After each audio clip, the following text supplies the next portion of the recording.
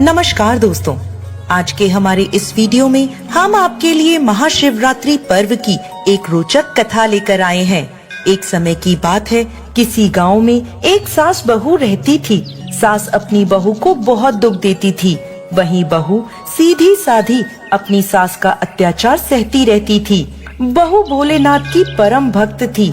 एक दिन जब शिवरात्रि का त्योहार आया तो उसने व्रत रखा हुआ था। उसके पड़ोस में सभी लोग पकवान बनाकर सज संवर कर भोलेनाथ के मंदिर जाने को तैयार हो रहे थे। जैसे ही बहू मंदिर जाने के लिए तैयार होकर सास के पास गई तो सास बोली, बहू तू कहाँ जा रही है? बहू बोली, माताजी आज शिवरात्रि का त्योहार है, मैं शिवलिंग सींचने मंदिर जा रही हूँ। सास बोली, जाकर खेतों में फसल को देख, कौवे और चिड़िया मिलकर सारी फसल नष्ट कर रहे हैं। तू मंदिर जाकर क्या करेगी? क्या तेरे भगवान तुझे खाना देने को आएंगे? अब बेचारी बहू क्या करती, खेत पर चली गई। रास्ते में जाते हुए उसने लोगों को मंदिर की ओर जाते हुए देखा तो उसे रोना आ गया। वो खेतों पर जाकर खूब रोई। वहीं भगवान भोलेनाथ और माता पार्वती ये सब देख रहे थे। माता पार्वती से उसका रोना देखा नहीं गया। उन्होंने भोलेनाथ से कहा, हे नाथ, देखिए ये बेचारी आपकी पूजा करने के लिए कैसे रो रही है। अब भगवान शिव और माता पार्वती एक सेठ और सेठानी का रूप लेकर बहू के पास आए और बोले, बेटी तुम क्यों रो रही हो? तुम्हें क्या कष्ट है? तब वह बोली, मैं अपनी किस्मत पर रो रही हूँ। आज शिवरात्रि का पर्व है, भोलेनाथ का सबसे बड़ा व्रत है। गांव की सभी औरतें व्रत कर रही हैं, मंदिर जाकर शिवलिंग को सींच रही हैं और मेरी सास ने मुझे खेतों पर कौवे और चिड़िया उड़ाने को भेजा है और मैं अभागी आज के दिन चिड़िया उड़ा रही हूँ। तब सेठ के रूप में आए भोलेनाथ को उस पर दया आ गई।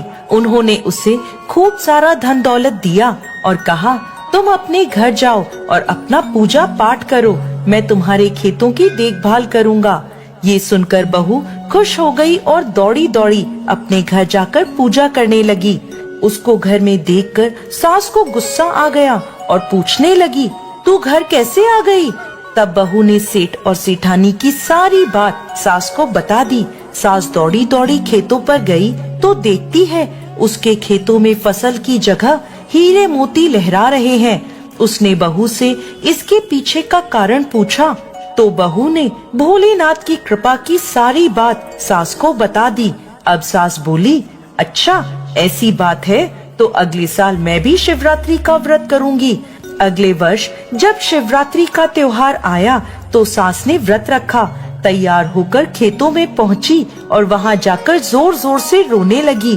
भोलेनाथ और माता पार्वती एक बार फिर सेठ सेठानी के रूप में बुढ़िया के पास पहुँचे और पूछने लगे, क्या बात है माई, तुम क्यों रो रही हो? तो वह बूढ़ी माई बोली, मेरी बहू मुझे बहुत परेशान करती है और आज मेरा शिवरात्रि का व्रत है और उसने मुझे खेतों की रखवाली करने भेज दिया। तब भोलेनाथ और माता पार्वती उससे बोले, तुम अपने घर जाओ और अपना व्रत पूरा करो, हम तुम्हारे खेतों की देखभाल करेंगे। तो बुढ़िया बोली, लेकिन आपने तो मुझे कुछ दिया ही नहीं। तब भोलेनाथ बोले, तुम घर जाओ, तुम्हारे घर जाने पर सब कुछ मिल जाएगा। जैसे ही वो बूढ़ी माई अपने घर पहुंची तो उसके सारे शरीर पर छाले पड़ गए। बूढ़ी माई बहू को गालियां देने लगी। तभी भोलेनाथ और माता पार्वती वहां प्रकट हुए और उससे बोले, बुढ़िया तूने लालच में आकर हमारा व्रत किया जिसका अंजाम तू भुगत रही है, जबकि तेरी बहू ने सच्चे मन से शिवरात्रि का व्रत किया था जिसका उसे पुण्य प्राप्त हुआ। अब सास और बहू दोनों भोलेनाथ के आगे हाथ जोड़कर खड़ी हो गयी। सास बोली, हे प्रभु मुझे क्षमा कीजिए, लालच में आकर मैंने बहुत बड़ी भूल कर दी। बहू बोली, प्रभु मेरी सास को इस पाप से मुक्त कीजिए। तब भोलेनाथ की कृपा से बूढ़ी माई के शरीर पर पड़े सारे छाले ठीक हो गए और उस दिन से दोनों सास बहू मिलकर भोलेनाथ की पूजा अर्चना करने लगी। दोस्तों, महाशिवरात्रि की पौराणिक कथा के अनुसार प्राचीन काल में किसी जंगल में गुरु ध्रुव नाम का एक शिकारी रहता था, जो जंगली जानवरों का शिकार करता और अपने परिवार का भरण पोषण किया करता था। एक समय महाशिवरात्रि के दिन जब गुरु ध्रुव शिकार करने के लिए निकला, तब संयोगवश पूरे दिन खोजने के बाद भी उसे कोई शिकार नहीं मिला। इस प्रकार दिन भर भूखे प्यासे शिकारी का शिवरात्रि का व्रत हो गया। उसके बच्चे, पत्नी और माता पिता को भूखा रहना पड़ेगा, इस बात से वो चिंतित था। सूर्यास्त होने पर वो एक जलाशय के पास गया और वहाँ किनारे पे बने एक पेड़ पर थोड़ा सा जल लेकर चढ़ गया, क्योंकि उसे पूरी उम्मीद थी कि कोई ना कोई जानवर अपनी प्यास बुझाने के लिए वहाँ जरूर आएगा। वो पेड़ बील पत्र का था और उस पेड़ के नीचे एक शिवलिंग भी था, जो सूखे बील पत्र के पत्तों से ढका हुआ था और दिख नहीं रहा था। पहला पहर बीतने से पहले ही वहाँ एक हिरनी पानी पीने आई।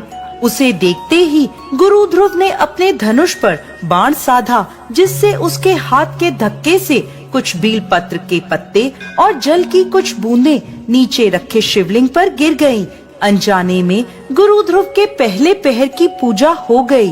पत्तों की आवाज से हिरनी ने जब ऊपर देखा तो वो भयभीत होकर कांपने लगी और शिकारी से बोली, मुझे मत मारो। गुरु ध्रुव बोला, मैं और मेरा परिवार भूखा है, इसलिए मैं तुम्हें छोड़ नहीं सकता। हिरनी भयभीत होकर गुरु ध्रुव से जीवन दान की याचना करने लगी और बोली, मेरे छोटे छोटे बच्चे हैं और मेरे वापस लौटने का इंतजार कर रहे हैं। मैं उन्हें अपने पति को सौंप आऊं, फिर तो मुझे मार देना। बस मुझे इतना समय दे दो। मैं झूठ नहीं बोल रही, मुझ पर विश्वास करो, मैं जल्द ही वापस लौट आऊंगी। गुरु ध्रुव बोला, और यदि तुम लौटकर ना आई तो? हिरनी ने उत्तर दिया, यदि मैं लौटकर ना आऊं तो मुझे वो पाप लगे जो विश्वासघाती को लगता है। ऐसा कहकर हिरनी वहाँ से चली गई। कुछ ही देर बाद गुरु ध्रुव ने देखा कि एक मोटा ताजा हिरण पानी पीने वहाँ आया है। उसने फिर से अपने धनुष पर बाण चढ़ाया और फिर से कुछ जल की बूंदें बेलपत्र के पत्तों के साथ शिवलिंग पर जा गिरी। जिस प्रकार शिकारी के दूसरे पहर की पूजा भी हो गई। धनुष पर बाण चढ़ा देख हिरण घबरा गया और बोला, भाई मुझे कुछ समय दे दो, मैं अपने बच्चों को धैर्य देकर शीघ्र लौट आऊंगा, मुझ पर विश्वास करो। गुरु ध्रुव ने हिरण को भी जाने दिया। हिरण जल पीकर वहाँ से चला गया।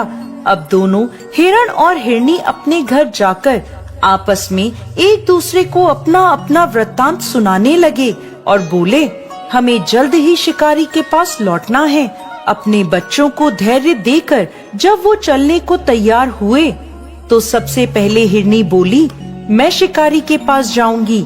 हिरण बोला, माँ के बिना बच्चों को कोई नहीं संभाल सकता, तुम यहीं रहो, मैं शिकारी के पास जाऊंगा।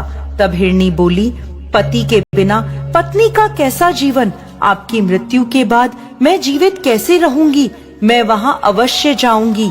वह दोनों बच्चों को समझाकर शिकारी की ओर चल पड़े। जैसे ही उन बच्चों ने देखा कि हमारे माता पिता जा रहे हैं तो हम अकेले यहाँ क्या करेंगे, तो वो भी उनके पीछे पीछे चल पड़े। इस प्रकार वह सभी गुरु ध्रुव के पास पहुँचे। उन्हें देखकर गुरु ध्रुव ने झट से धनुष पर बाण चढ़ाया, जिससे फिर कुछ बेलपत्र और जल की बूंदें शिवलिंग पर चढ़ गए और गुरु ध्रुव के तीसरे पहर की पूजा भी हो गई और उसके दुष्कर्म नष्ट हो गए। उसे ज्ञान की प्राप्ति हुई। हिरण ने कहा, हम सभी उपस्थित हैं, आप हमारा वध कर अपने परिवार की भूख मिटाइए। लेकिन तब तक गुरु ध्रुव को ज्ञान की प्राप्ति हो चुकी थी।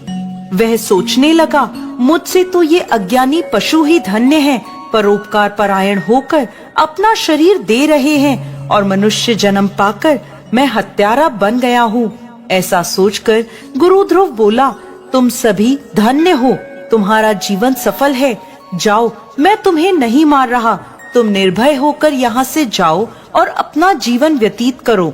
गुरु ध्रुव के ऐसा कहते ही स्वयं भोलेनाथ वहाँ प्रकट हुए और बोले, गुरु मैं तुमसे प्रसन्न हूँ, मनचाहा वरदान मुझसे मांग लो। ये सुनकर गुरु ध्रुव भोलेनाथ के चरणों में गिर पड़ा, आंखों में आंसू बहने लगे और तब भोलेनाथ ने उसे सुख समृद्धि का वरदान दिया और गुरु नाम प्रदान किया। एक समय की बात है, शांतिपुर नाम का एक छोटा सा गांव था।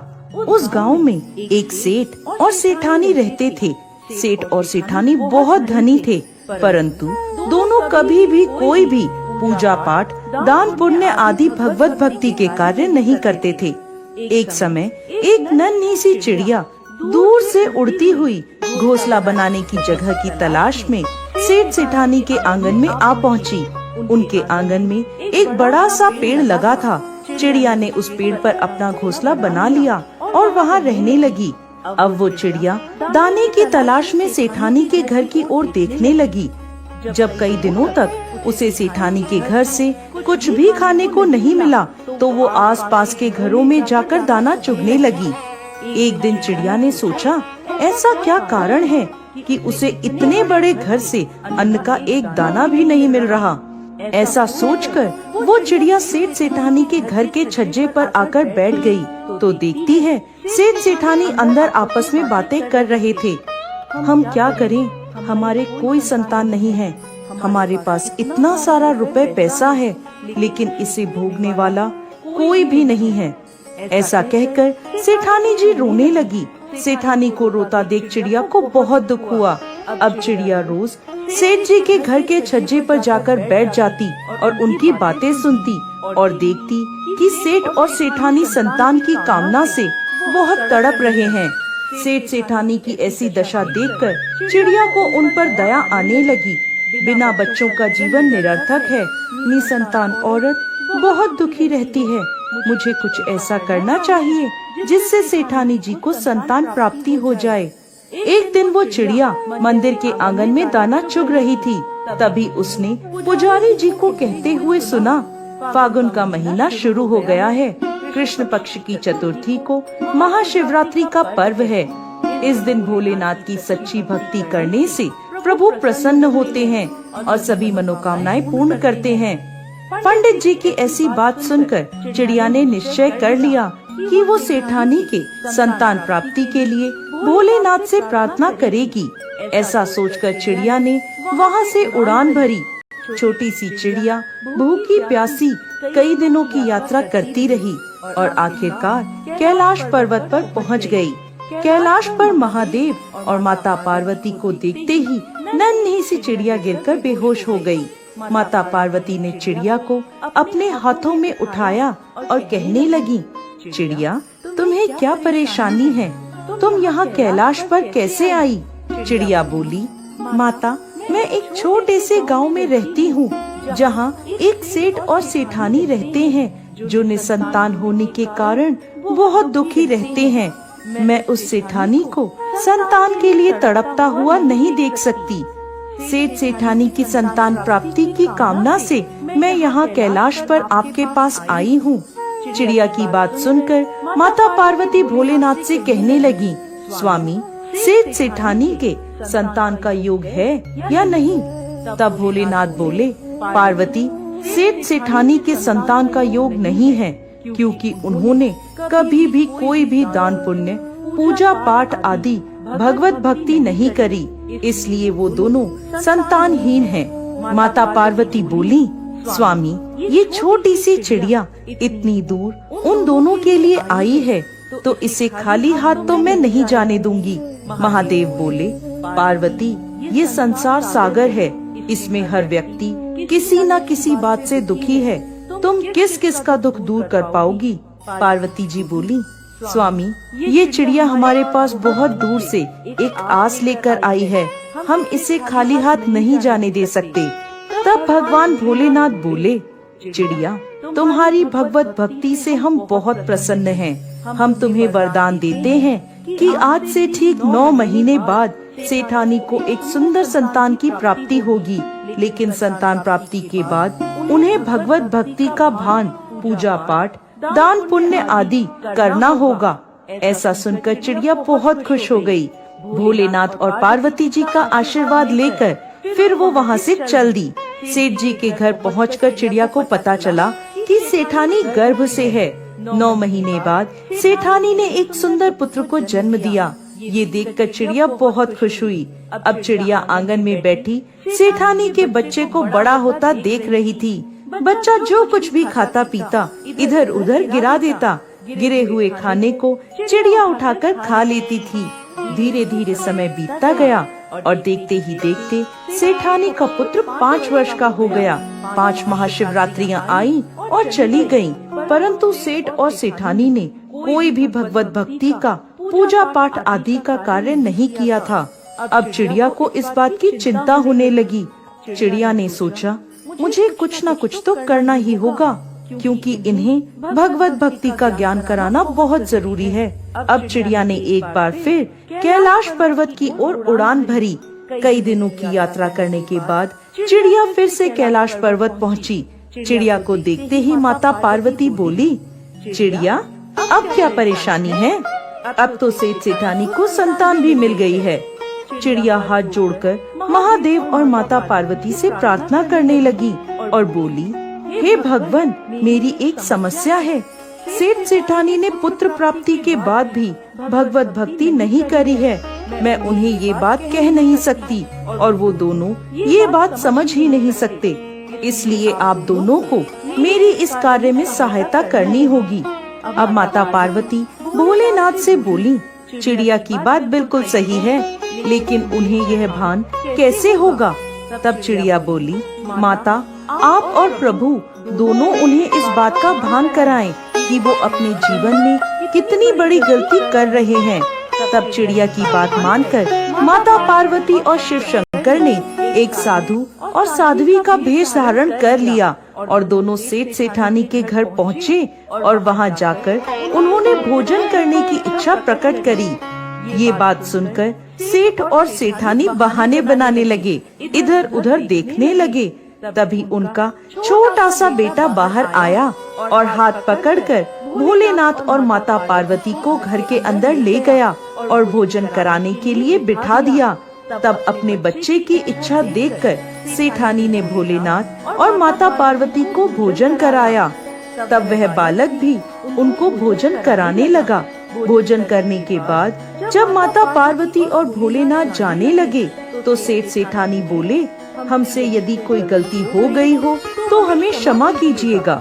इस पर वह बोले, गलती तो तुम बहुत बड़ी कर रहे हो।